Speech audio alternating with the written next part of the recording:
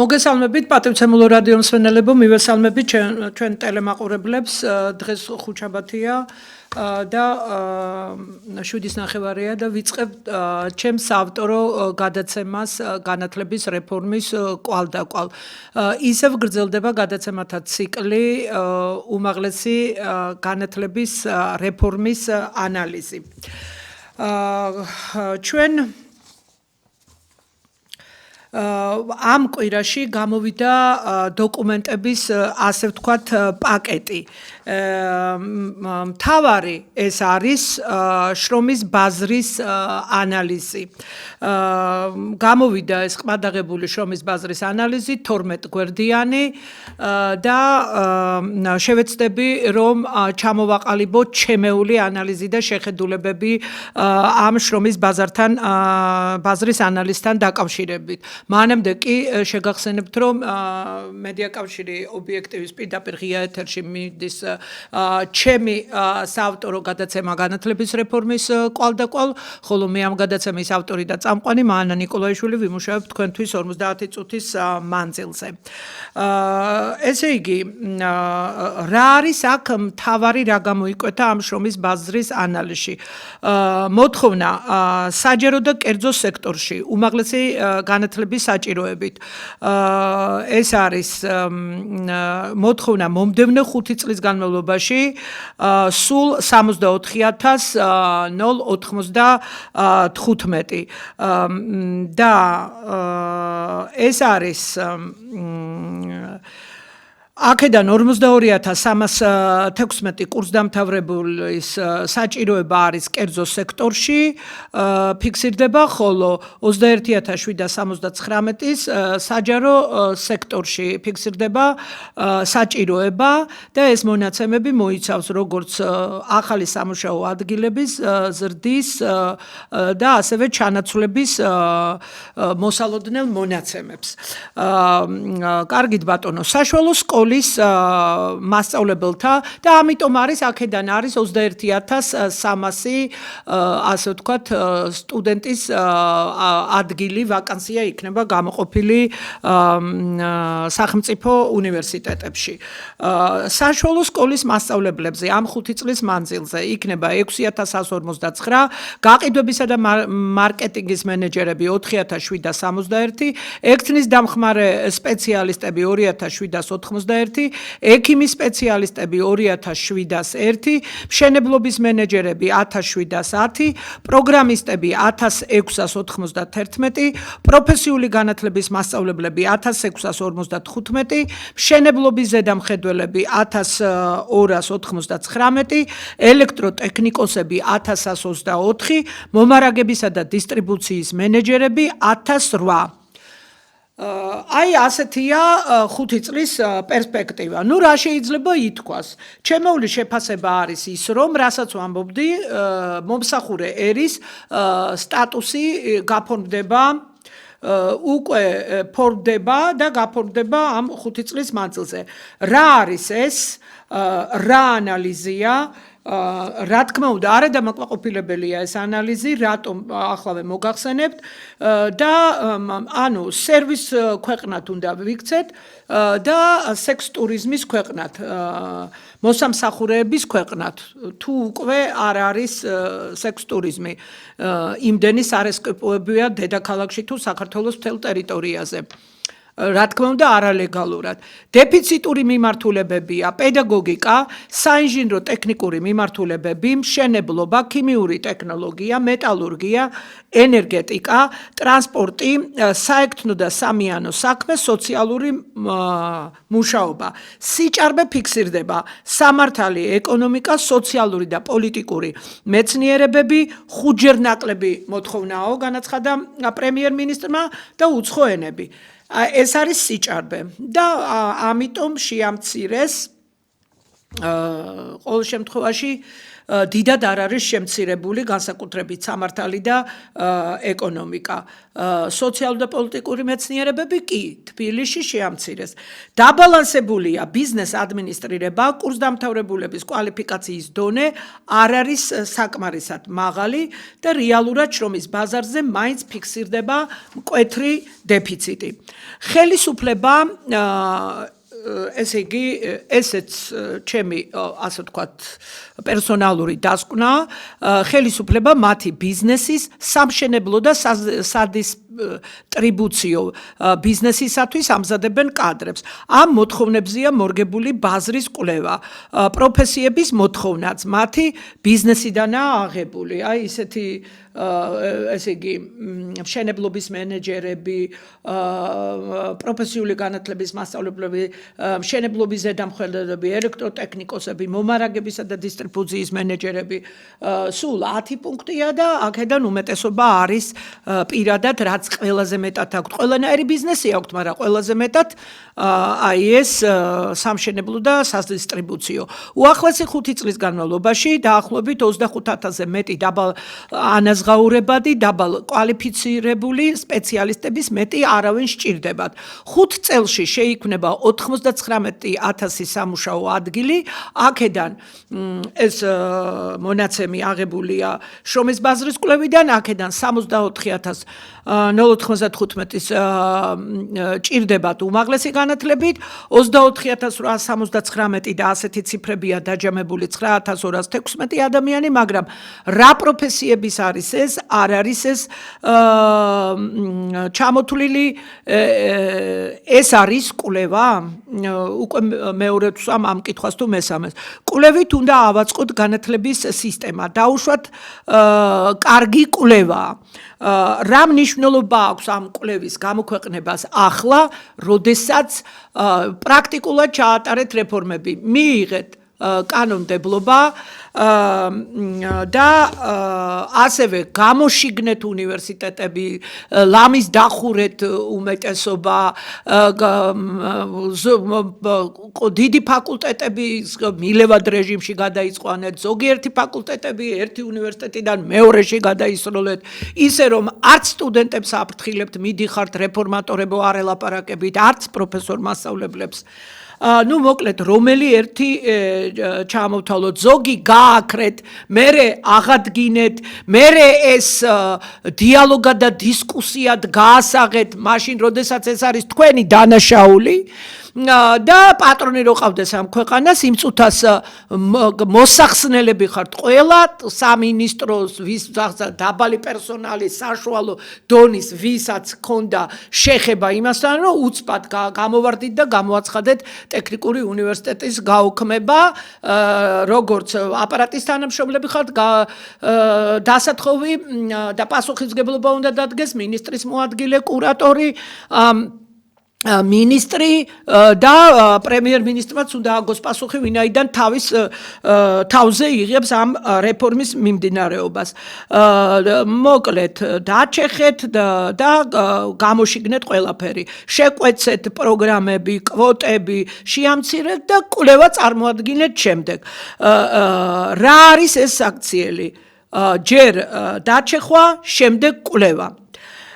ეს რაც გაკეთდა და მომავალში გაკეთდება, ან ახლა მიმდინარეობს რეფორმის ბრჭყალებში, ეგრეთ წოდებული რეფორმის სახელით, ეს არის ქვეყნის განადგურებისკენ მიმართული სულები. ეს არის დასტური საქართველოს მთავრობის ზრახვების, როგორ გადავაქციოთ საბოლოოდ ქართველი ერი, მომსახურე ერად.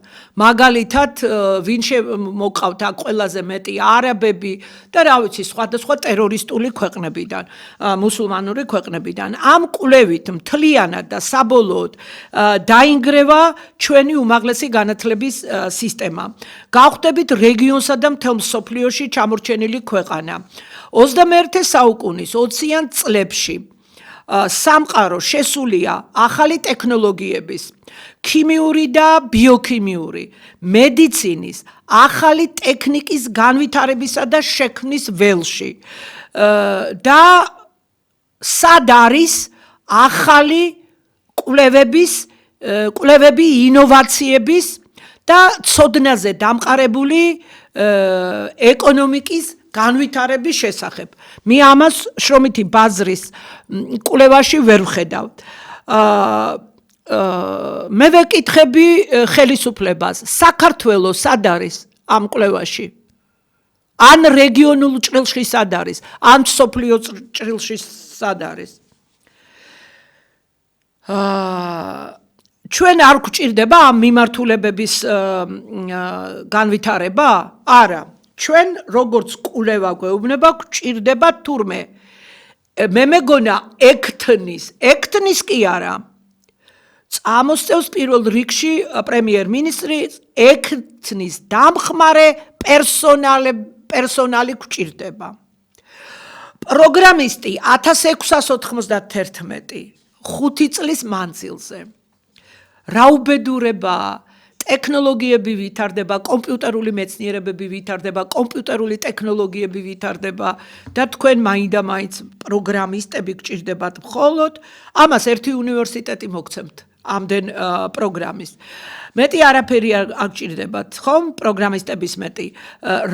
რა პროგრამისტი, რის პროგრამისტი ტექნოლოგიების სფეროდან დაასახელეთ ჰარვარდის უნივერსიტეტის ბოლო 10 კი არა 12 წელია პირველ ადგილზე არავით არის სამართალი, არავით არის ეკონომიკა, მიმდინარეობს ბიოქიმიის, ბიოტექნოლოგიები დგას პირველ ადგილზე და ყველაზე მეტი სტუდენტი იქ აბარებს.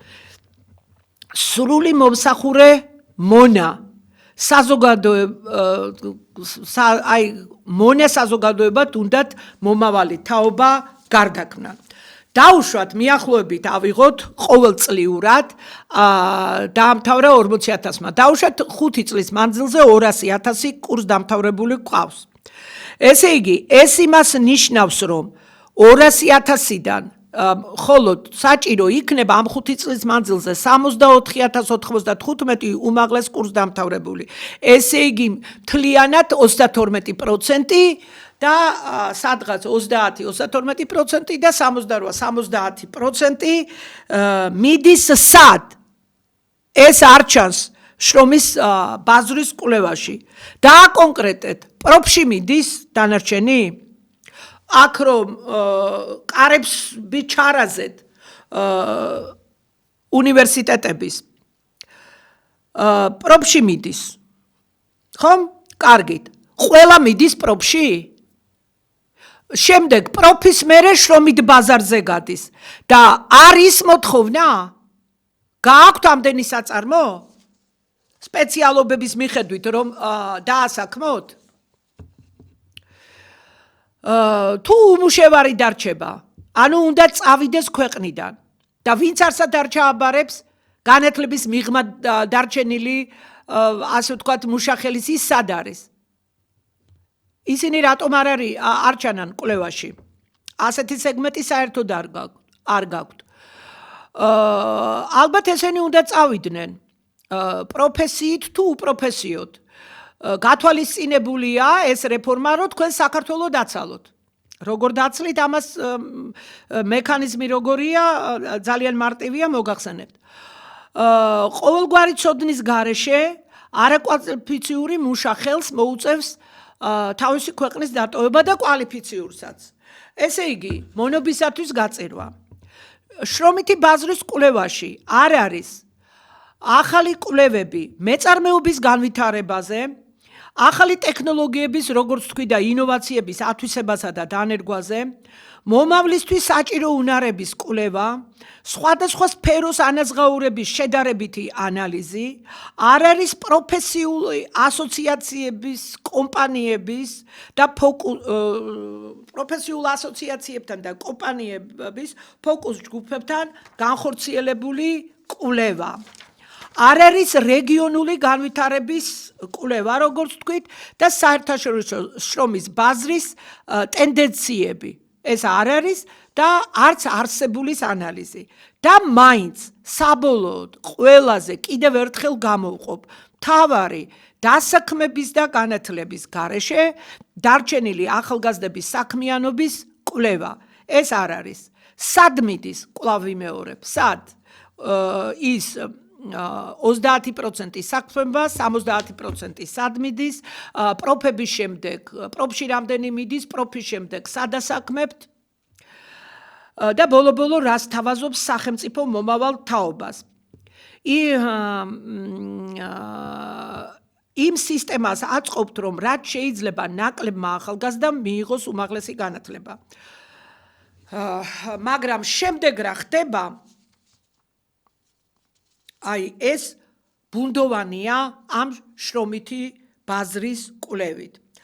შრომითი ბაზრის კვლევაში ვკითხულობთ 125,000 საწარმოს სრული მოცვით მსხვილი 470 საწარმო, საშუალო 1752 საწარმო, საშუალო ზომის, მცირე ზომის საწარმო 10,278, 12,000-ზე მეტი საწარმო იქნა გამოკითხული, ნამდვილად არ ვიცოდი ამდენი საწარმო თუ ჰქონდა 153 ინტერვიუერით და საქტატი იღებდა მონაწილეობა საქართველოს ეკონომიკისა და მდგრადი განვითარების სამინისტრო.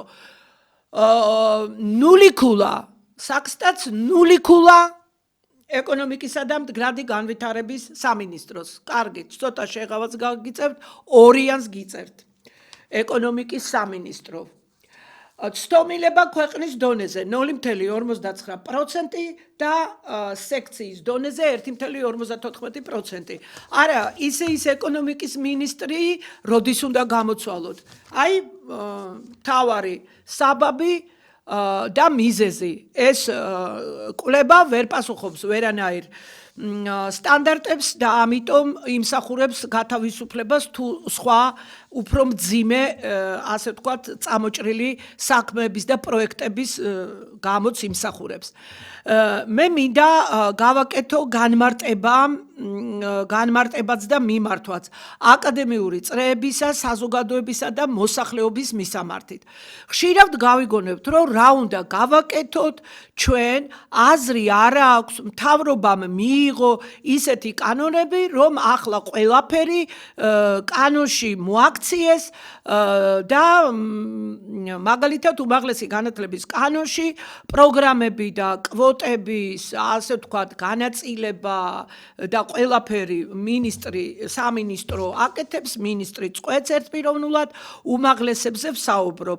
მხოლოდ მინისტრი, კიდევ ვიმეორებ, ერთპიროვნულად ადგენს თავისი გადაწყვეტილებით პროგრამებსა და კვოტებს. მე მოვიყვანე ერთი მაგალითი, თორე იმაზე ამბობენ აკადემიურ წრეებში და ასევე საზოგადოებაში, ნუ რაღა ეშველება ეხლა მაგას, არაფერი არ ეშველება. ჩემი პასუხი და ახსნა. ძალიან კარგადაც ეშველება ხალხნო. საჭიროა თამამი მდგომარეობა, საჭიროა ბრძოლა, საჭიროა ადგილებზე სიტყვებით გამოსვლა და საჭიროა მტკიცებულებების შეგროვება. ხელისუფლებას გონია, რომ ერთპიროვნულად მიიღებს ამ გადაწყვეტილებებს. ეს ხელისუფლებას გონია. ასე. და რაღაცა თავისი ცოდვები ჩადო კანონში, მაგრამ ეს ასე არ არის. 1-2 წუთში დაგიმტკიცებთ ამას. პროგრამებს და კვოტებს გაანაწილებს თვისთონ, როგორც ახლა ანაწილებს, ჭრის და კერავს. ეს ასე საერთოდ არ არის. მიიღო ერთპიროვნულად, კი, ჯერჯერობით. აბა როგორ არის? მეკითხებიან უამრავი ხალხი ქუჩაში, საზოგადოების თავშეყრის ადგილში თუ პირადად მირეკავენ თუ, რა ვიცი, აკადემიური წრეები თუ სხვადასხვა თავყრილობების დროს თუ რაღაც. მინისტრი ვალდებულია თანამდებობრივად პასუხი აგოს ხალხის წინაშე, სახელმწიფოს წინაშე, სისტემის წინაშე, ანგარიში ვალდებულია კანონმდებლობითაც. ანგარიში უნდა წარადგინოს საქართველოს პარლამენტში. ანგარიში უნდა წარუდგინოს ასევე თავისი სამინისტრო აპარატის თუ სისტემის მიმართაც. კანონმდებლობის სისტემაში უნდა ჰქონდეს უწყლეტი დიალოგი და დისკუსია. ამას ავალებს როგორც შიდა კანონმდებლობა, ასევე საერთაშორისო კანონმდებლობა, რაზეც ჩვენ მიერთებული ვართ. ეხლა ისინი მეტყვიან, ან მათი მომხრეები, ან ხელისუფლება. აი დავდივართ. ხვდებით ხალხს. ამ სიარულს არავითარი აზრი არ აქვს, ეს არ არის მომზადებული აუდიტორია, ეს არის სპეცოპერაცია, დღემდე არ ვიცით ჩვენ კიდევ ბევრი რამ, დადიან და მონოლოგის რეჟიმში ხვდებიან ამ ხალხს და ან მოყავთ თავიანთი პარტ-აქტივი, ან დასტრესილი, დაშინებულია ხალხი. სააკაშვილის დროს ასე შეშინებული და დასტრესილი და დატორერებული ხალხი, განსაკუთრებით აკადემიური წრეები არ ყოფილა. ჩვენ უნივერსიტეტებშიც ვიბრძოდით, სკოლებშიც, გამოვდიოდით, საპროტესტო აქციებიც იყო, შიმშილობები, მიტინგები, რუსთაველიც გადაკეტილი იყო, კარვები იყო, ყველაფერი, თქვენ ასაკეთებთ. სანამ დაიწყებდით რეფორმას, დაატერორეთ, ვინც უნდა დაგეტერორებინათ ისინი. თავს რო იწონებთ, რექტორებს ხვდებოდითო, რა იყო მერე იქ? დოკუმენტებს აძლევდით რაიმეს? არაფერი არ გაგისაჯაროებიათ და რაც გაასაჯაროეთ, არ დაიწყო განხილვები, არ მოითხოვა სამინისტრომ რომ ეს დაწყებულიყო განხილვები. ეს სამინისტროს უნდა მოეთხოვა. თქვენ ხომ არ გონიათ რომ ჩვენ არ ვიცით თქვენ რა დაარღვიეთ და რას არღვევთ? და რაზე მოგეთხოვებათ პასუხი? ატერორებთ მთელ აკადემიურ სფეროს. მუშაობთ სტუდენტებთან. მთელი ტრაგედია იმაშია, რომ ძალიან დიდი დოზითაა ჩართული ეს სტუდენტები, როგორც თქვი, ერთი უდიდესი უნივერსიტეტის რამდენიმე წლის წინ მითხრა რექტორმა. ყოველი მესამე გააჩინია უნივერსიტეტს, ყოველი მესამე, ყოველი მეოთხე, ყოველი ზოგან, ყოველი მეორე თანამშრომლობს იქ, სადაც არ უნდა თანამშრომლობდეს.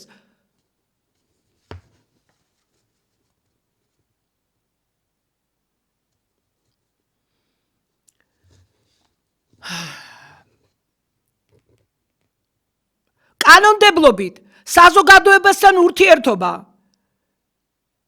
ვინ აგიკრძალათ? მინისტრთან შეხვედრების მოთხოვნა. აკადემიურ სფეროს მიმართავ, მშობლებს მიმართავ, სტუდენტებს მიმართავ, პროფესორ მასწავლებლებს, პროფესიულ ასოციაციებს, უნივერსიტეტებს. სავალდებულო არის რომ შეხვდნენ. მე მესმის რომ თავს აარიდებენ, მაგრამ ეს მოთხოვნები უნდა წავიდეს სერიულად. უნდა შეიქმნას დოკუმენტაცია. აი მერე როგორ გამოჩნდება მაგათი დიალოგები და შეხვედრები ტყუილად რო ხარჯავენ იმ სამივლინებო ფულს, მერე ვნახოთ.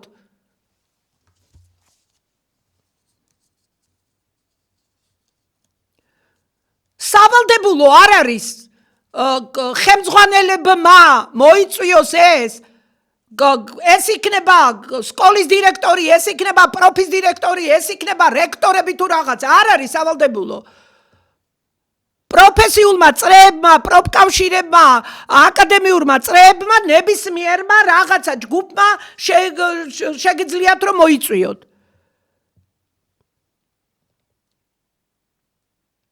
შემდეგ და მოითხოვოთ შეხვედრები, დიალოგი, დისკუსია, განმარტებები.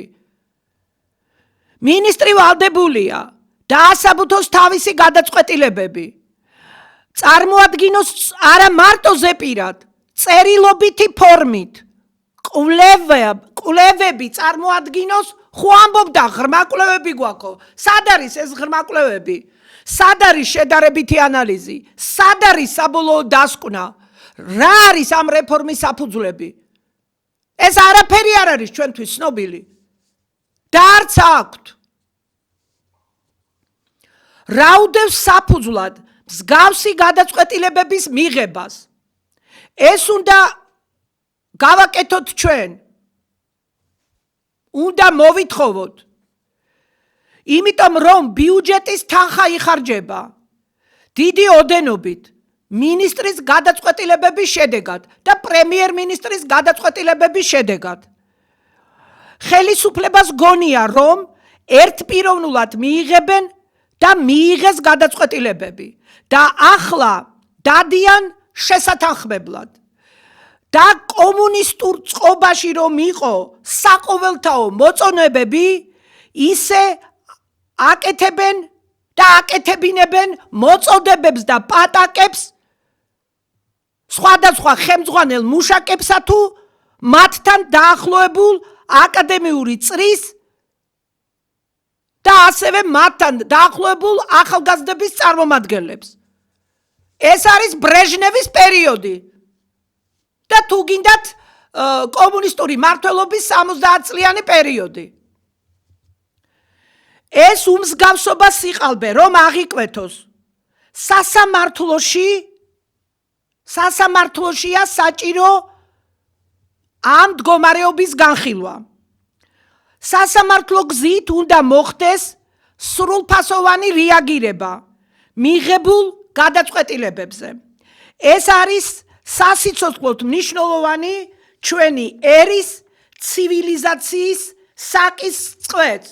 ჩვენ დავრჩებით ცივილიზებულ ერთა რიცხვში ან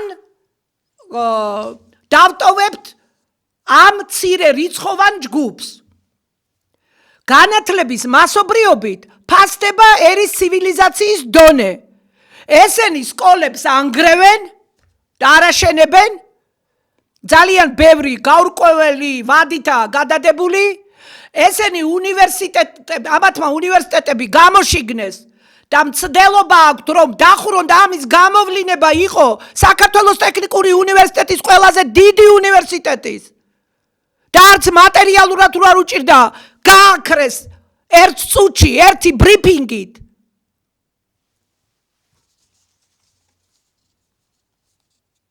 ეს დანაშაულია, რაც მათ ჩაიდინეს და მერე გაასახეს, აი ეხლა ვთანხმდებით, რას თანხმდებით, კონცეფცია მიღებული ქონდა კობახიძევ. კანონი გორდეზიას დავესესხები ჩქარიტაშით მიიღეთ ორჯერ, 1 დეკემბერში, 2 თებერვალში. და რას იხილავდით? უნივერსიტეტის გაქრობის შემდეგ. ეს იყო საზოგადოების უდიდესი ზეწოლა. ყოჩაღ ტექნიკური უნივერსიტეტის კურსდამთავრებულებს.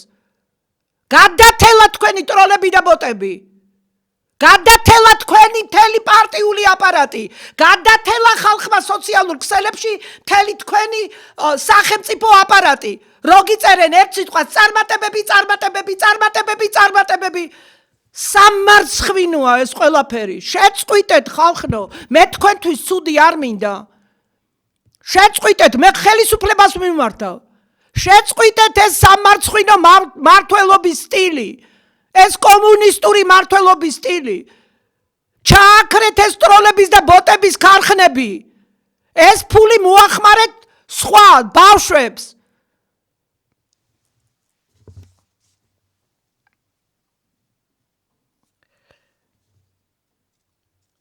სასამართლომ უნდა გადაწყვიტოს ერთ-ერთი მაშველი, ერთადერთი მაშველი რგოლი დარჩა საქართველოს სასამართლო.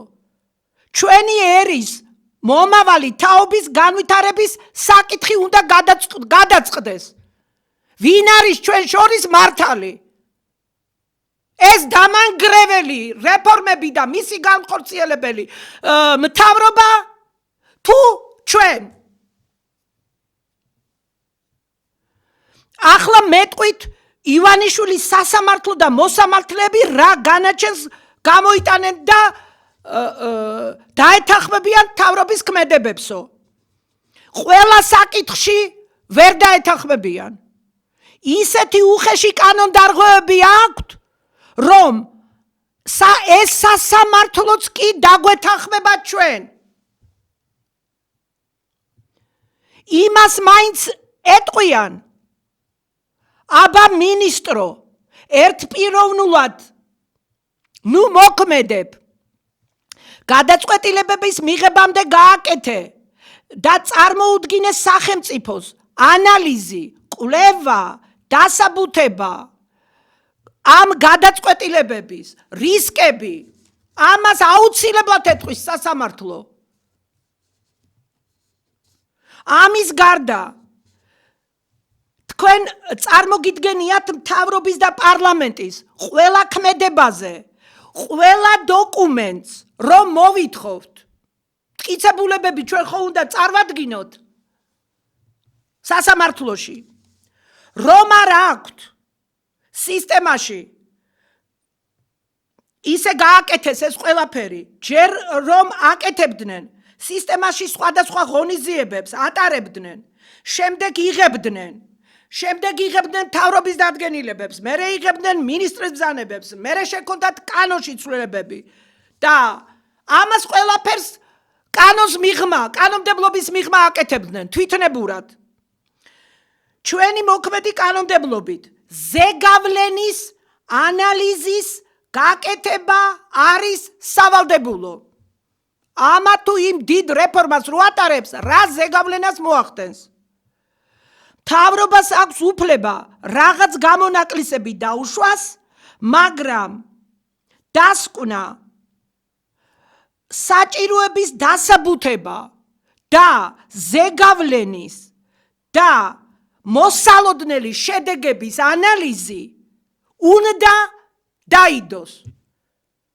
უნდა იყოს დადებული, რომელიც არ აქვთ. ჩვენთვის არ უჩვენებიათ, არ გამოუქვეყნებიათ. და მათ, რადგანაც ეს არ გამოაქვეყნეს, მათ არ აქვთ უფლება რაც გააკეთეს და რასაც ამის შემდეგ გააკეთებენ. ამიტომ ჩვენ უნდა დავიწყოთ ბრძოლა სასამართლოში. ყველა მათ ნაბიჯზე, ყველა სიტყვაზე, ყველა ქმედებაზე უნდა მოვატანინოთ დოკუმენტები. რაც არ გამოუქვეყნებიათ და არც აქვთ. რაც მთავარია დასკვნაში უნდა გამოიკვეთოს მიზანი და შედეგი. სტატისტიკით მტკიცებულებები და არა სიტყვებით, ასევე თანხებში, რას მოიგებს სახელმწიფო თქვენი დამანგრეველი რეფორმებით. თუ აღშენებლობა მოხდება ეკონომიურად, თანხებში ეს ყველაფერი, რას წააგებს სახელმწიფო და მომავალი თაობა, ეს ყველაფერი აღნუსხული თანხებში. ძლიერი და სუსტი მხარეები აისახოს დასკვნაში, ყველა რისკი, ყველა თქვენ გატარებულ ქმედება ანტირეფორმაზე.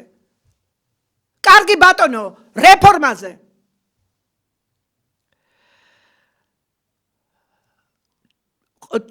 ნუსხა არსებობს დოკუმენტების.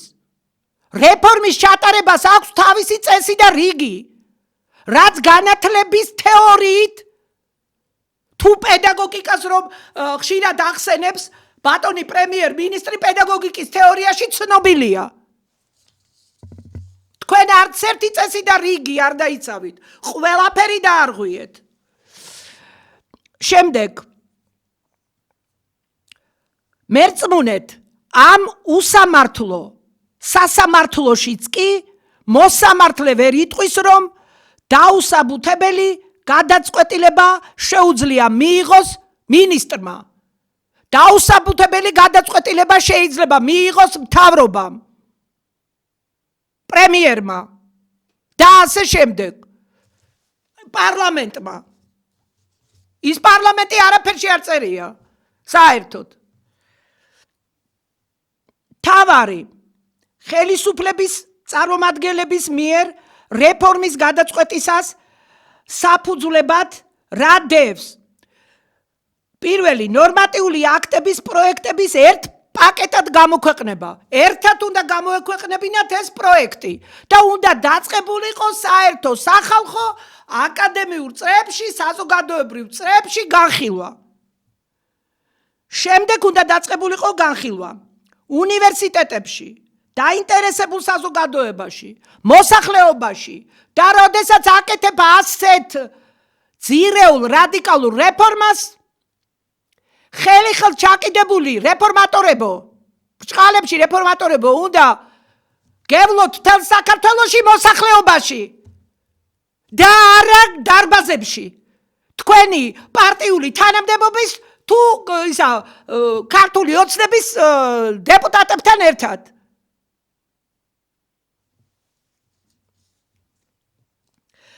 განხილვის შედეგების გათვალისწინება უნდა მომხდარიყო. განათლების მუშაკთა ჯერ კონფერენციები უნდა ჩატარებულიყო, მერე ყრილობას უნდა დაემტკიცებინა ეს. ასევე პარლამენტშიც უნდა ყოფილიყო განხილვები. კომისიის წევრებს არა, მოჭიდავეებსა და შტანგისტებს შორის არა და ექიმებს შორის. საზოგადოებრივი მეთოდური საბჭო. თქვენ იცით რამდენი იყო შევარდნაძის დროს 300 კაცზე მეტი შედიოდა იმ საბჭოში. ნაციონალები მოვიდნენ და დიდად არ შეუმცირებიათ. და თქვენ სათხართ ჩაკეტილები.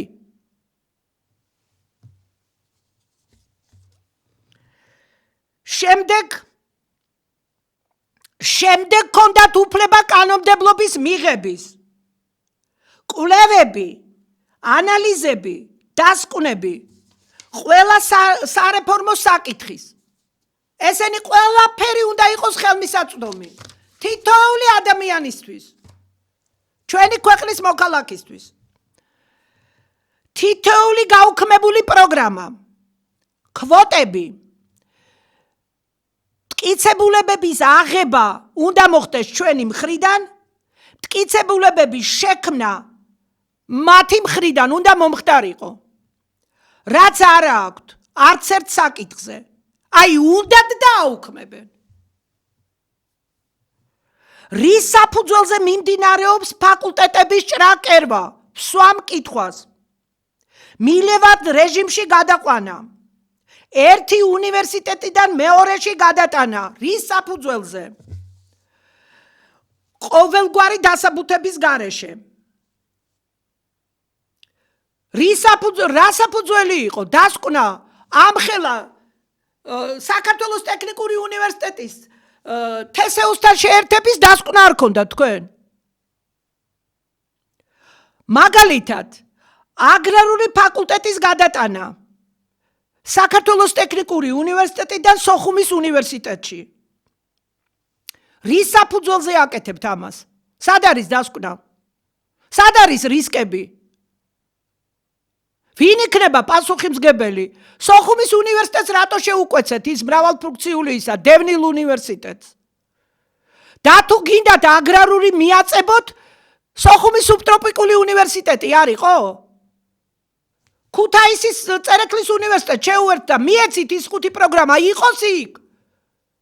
როგორც ბათუმს აქვს ფილიალი და ქუთაისს აქვს ფილიალი ფოთში, ისე ექნება თბილისში მდებარე სოხუმის უნივერსიტეტს, მაინდა-მაინც აგრარული თუ არა და საერთოდ არ უნდა სოხუმის მრავალპროფილურ უნივერსიტეტს ეგ თქვენი აგრარული. და ყველაფერს ვაწებებთ მაგ აგრარულს. რეგიონულ უნივერსიტეტებთან პოპულარული პროგრამების გაუქმება მოახდინეთ. თბილისში, ქუთაისსა და ბათუმში, ძვირიან ქალაქებში გადაიტანეთ. რო გეკითხათ რეგიონული უნივერსიტეტების შევსება გინდოდათ. ის რეგიონული უნივერსიტეტები ისედაც დაცარიელებული იყო, კიდევ უფრო დაცარიელდება.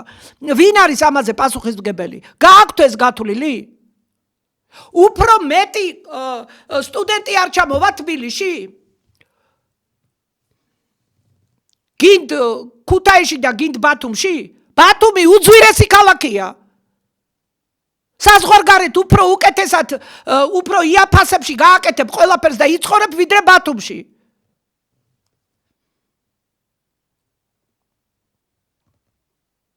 შემდეგ, რა გათვლებს ემყარება ის, რომ აგრარული მიმართულებას ყველა რეგიონულ უნივერსიტეტში ხსნით? ყველაზე ძვირად ღირებულს. საბუნების მეტყველო, მაგალითად, ქიმიაღის ყველაზე ძვირი ნორმალურ ქვეყნებში, მედიცინა და აგრარული, მესამე ადგილს იკავებს.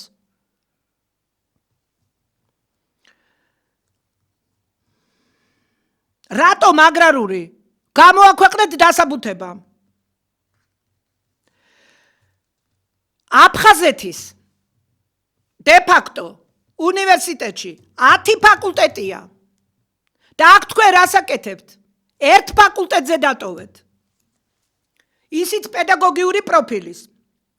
და მეორე ფაკულტეტი წაართვით საქართველოს ტექნიკურ უნივერსიტეტს. თქვენი ლიდერის ბიძინა ივანიშვილის დაფუძნებული. რატომ? რისთვის? არავინ არ იცის. თქვენს გარდა. აი, გინდათ და აკეთებთ. სამინისტრომ მიიღო გადაწყვეტილება, რომ სოხუმის სახელმწიფო უნივერსიტეტში ჰქონდა მკაფიო და უნივერსიტეტს გინდათ რომ ჰქონოდა მკაფიო და გამორჩეული ნიშა.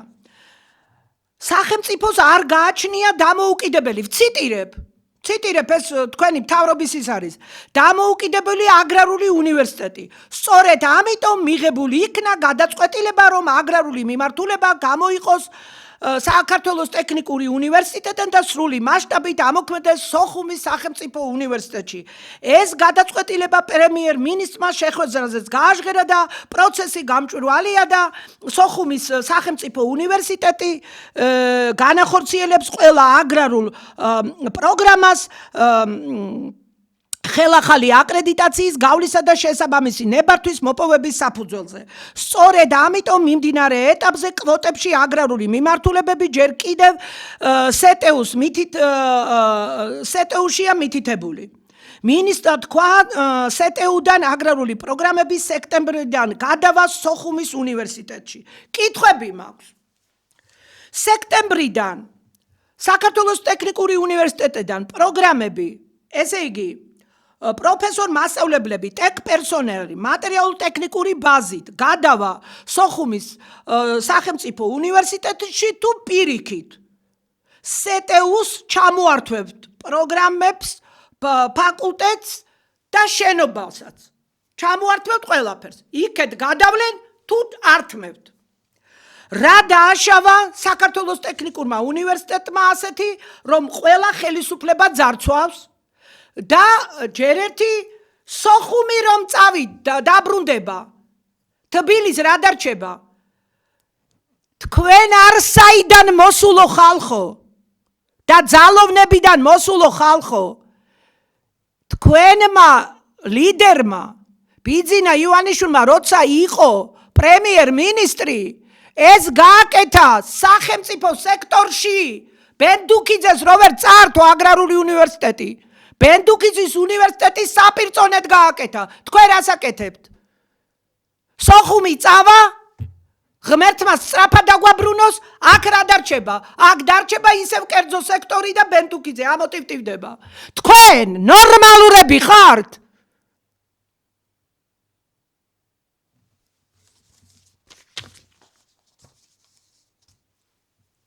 ფხიზა მდგომარეობაში იღებთ ამ გადაწყვეტილებებს?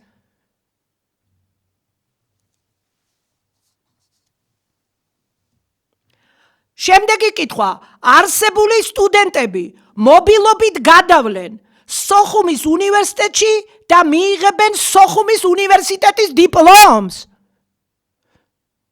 შემდეგი, ჩემი შეკითხვა ხელისუფლებას, ხელისუფლებავ, ისე რომ იცოდეთ, ეს სტუდენტის გადასაწყვეტია და არა თქვენი.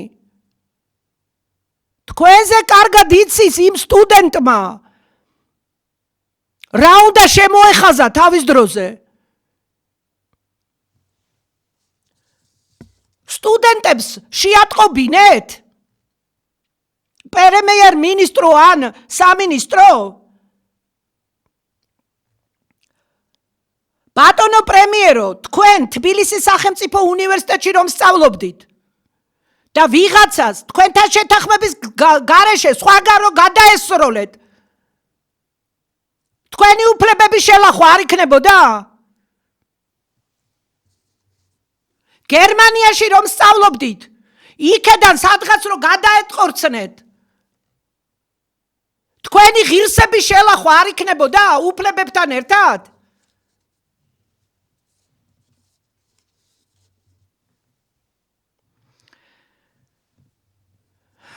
ეს უფლებების შელახვა და ღირსების შელახვა ახლა მივმართავ საზოგადოებას. თუ ტექნიკურ უნივერსიტეტში რჩება პროგრამები, შემდეგი კითხვა, მატერიალურ-ტექნიკური ბაზა, პროფესორ-მასწავლებლები და სოხუმის უნივერსიტეტის სტუდენტები იქ ივლიან იმ შენობაში. მაშინ სოხუმის უნივერსიტეტის ადმინისტრაციის ნაწილიც უნდა გადმოვიდეს იმ შენობაში. იქ ფართი არ არის საკმარისი. აბა როგორ მოახერხოს მაშინ სოხუმის უნივერსიტეტმა ადმინისტრირება? ტექნიკურ უნივერსიტეტში რჩება არსებული სტუდენტები? რა უფლებით უცვლით ხალხო უნივერსიტეტის იმას, ვინც გასულ წელს ჩააბარა?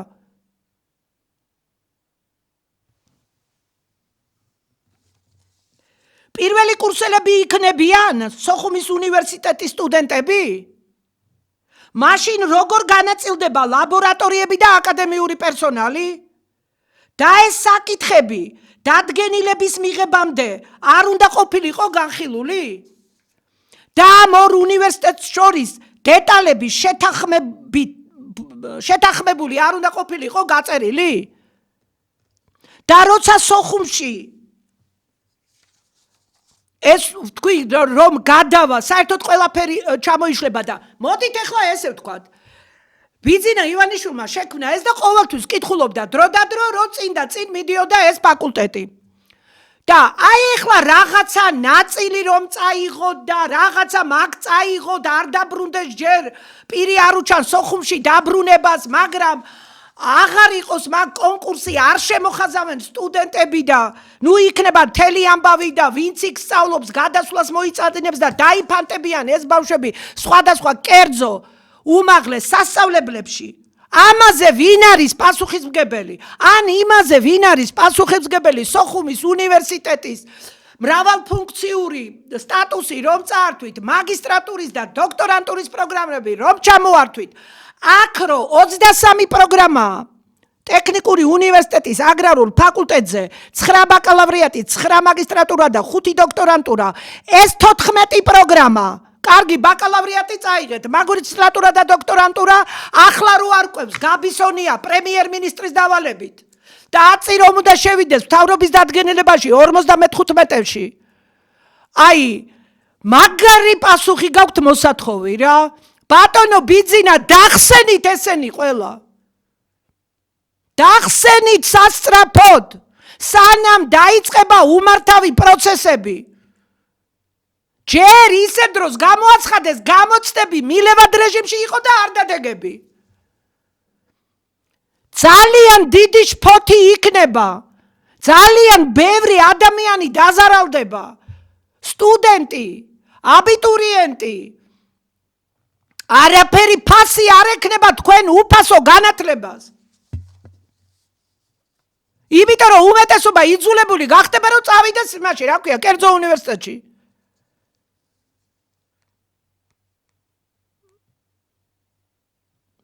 პრემიერო და მინისტრო მიქანაძე. აი ყველაფერი ამის საპირწონედ შეიქმნა ეს ფაკულტეტი. და თქვენ რევიზიას უკეთებთ. ლოგიკას ხედავთ ამათ მოქმედებაში? მე ვერ ვხედავ. მე ვხედავ, ბატონო ბიძინა, მავნებლურ, დანაშაულებრივ, ანტისახელმწიფოებრივ, ანტიკონსტიტუციურ მოქმედებას. მე გთხოვეთ 2 კვირის წინ შეაჩერეთ, შეწყვიტეთ, ჩამოაცილეთ თანამდებობებს ეს ადამიანები. მაგის შემდეგ თქვენ შეაჩერეთ საქართველოს ტექნიკური უნივერსიტეტის შეერთება თბილისის სახელმწიფო უნივერსიტეტთან. არავითარი მინისტრს და მთავრობას ეს გადაწყვეტილება არ მიუღია. ეს გადაწყვეტილება მიიღო ბატონმა ბიძინამ. ეს უნდა იცოდეს ხალხმა. ამიტომ შეაჩერეთ, ვერ აჩერებთ ხო? ჩამოაცილეთ ეს ხალხი თანამდებობებიდან. ესენი საქართველოს დაღუპავენ. და ამ ხელისუფლებასაც შეიწირავენ ვადაზე ადრე. სოხუმის სახელმწიფო უნივერსიტეტში აღადგინეთ ის, საბოლოო სიტყვა ეს არის და აგრარული კიდე მიუერთეთ ქუთაისიდან, სუბტროპიკული, თავისი კუთვნილი. 23 ჩამორთვეული პროგრამა აღუდგინეთ. მაფიოზურ კლანური ინტერესები გამოიკვეთა საერთოდ ამ პროგრამების განაწილებისას. მაფიოზურ კლანური ინტერესები არის განათლების სისტემაში. ესეც გაარკვიეთ.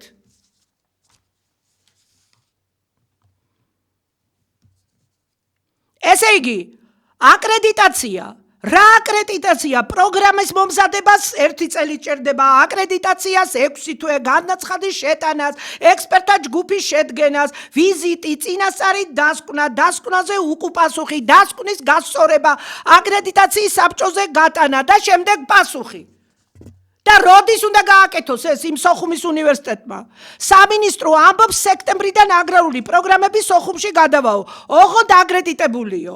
ანუ სრულ 6 თვეში პროგრამები უნდა მოამზადონ, აგრეთვე აკრედიტაციაც უნდა გაიაროს. მორჩილება გამიგია, შიშიც გამიგია, მონობაც გამიგია, მაგრამ ხარისხის მართვის ცენტრმა, ექსპერტებმა თქვენი სიტყვა რომ უნდა თქვათ, თუ იცით ეს?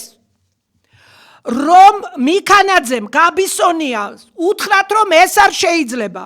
მერე მიქანაძე ეტყვის პრემიერს რომ ეს არ შეიძლებაო.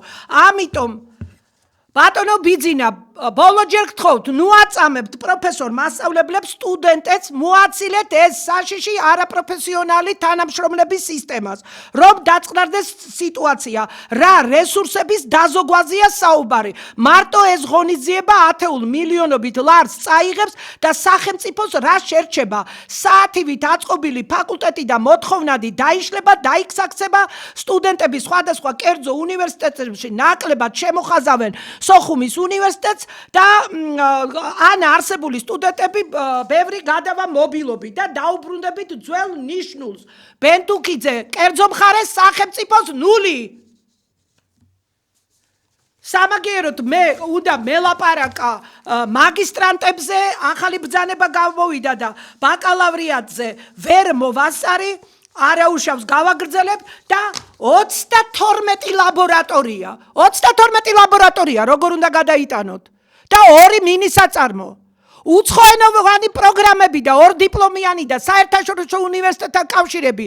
როგორ გადავა? არსად არ გადავა, ეს ჩაიშლება ყველაფერი.